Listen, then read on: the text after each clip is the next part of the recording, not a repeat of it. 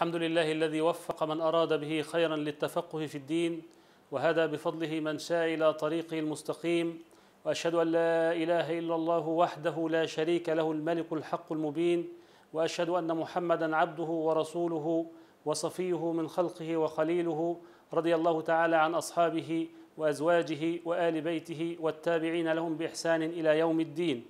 مشاهدي الكرام، أسعد الله أوقاتكم أينما كنتم، وبعد، للزواج في الإسلام مكانة سامية نابعة من كونه الوسيلة الشرعية لإشباع حاجات الإنسان النفسية والجنسية والاجتماعية بطرق صحيحة وآمنة. قال الله تعالى: ومن آياته أن خلق لكم من أنفسكم أزواجا لتسكنوا إليها وجعل بينكم مودة ورحمة إن في ذلك لآيات لقوم يتفكرون. ومن قضايا الواقع المعاصر الفارق في السن بين الزوج والزوجة، وهل لهذا تأثير في عقد الزواج أم لا؟ وفي البداية نقول بأن الشريعة الإسلامية اكتفت ببيان الحكمة من الزواج وبيان غاياته الاجتماعية النبيلة، ومن كونه سببا لسكن النفس واطمئنانها وبناء خلية اجتماعية صالحة تمد المجتمع بنسل صالح وقوي وعامل. ولم تضع حدا للفارق في السن بين الزوجين، فذلك مما تتنبه له العقول السليمة وتعيه الإرادة السليمة الحكيمة، والناس في هذا مختلفون.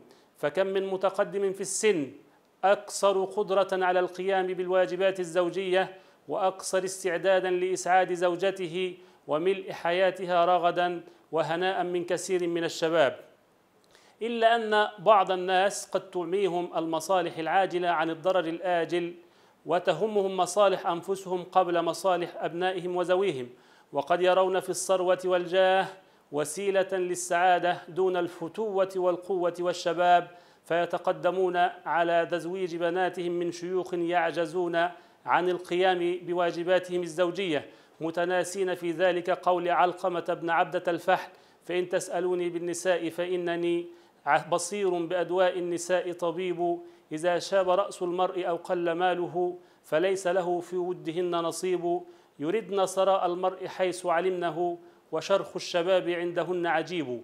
ويستحيل أن تكون حياة الفتاة مع الشيخ العجوز حياة قلب وروح، بل حياة أشباح تتهاوى وقبور تفتح لتستقبل أصحابها.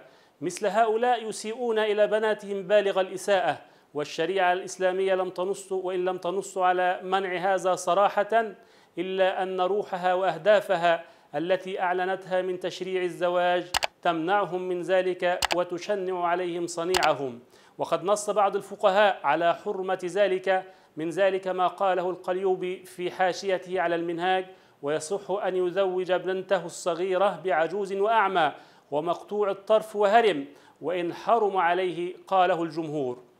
فيشترط الكفاءة بين الزوجين بأن يكونا متساويين أو متقاربين في مستواهما الاجتماعي والديني والعلمي والخلقي، وكذلك في السن أن يكونا متقاربين، لأنه كلما كان هناك تقارب بين الزوجين في السن والصفات العقلية والاجتماعية وغيرها كانت الحياة الزوجية بينهما سعيدة وأقرب إلى النجاح وحسن التفاهم، مما يؤدي إلى دوام الألفة والانسجام والود والتراحم، فيكون الزواج آية من آيات الله. فالتقارب في السن من الأمور التي تحقق نتائج إيجابية على صعيد الانسجام والتوافق الروحي والواقع، والاتجاهات العلمية يؤكدان ذلك.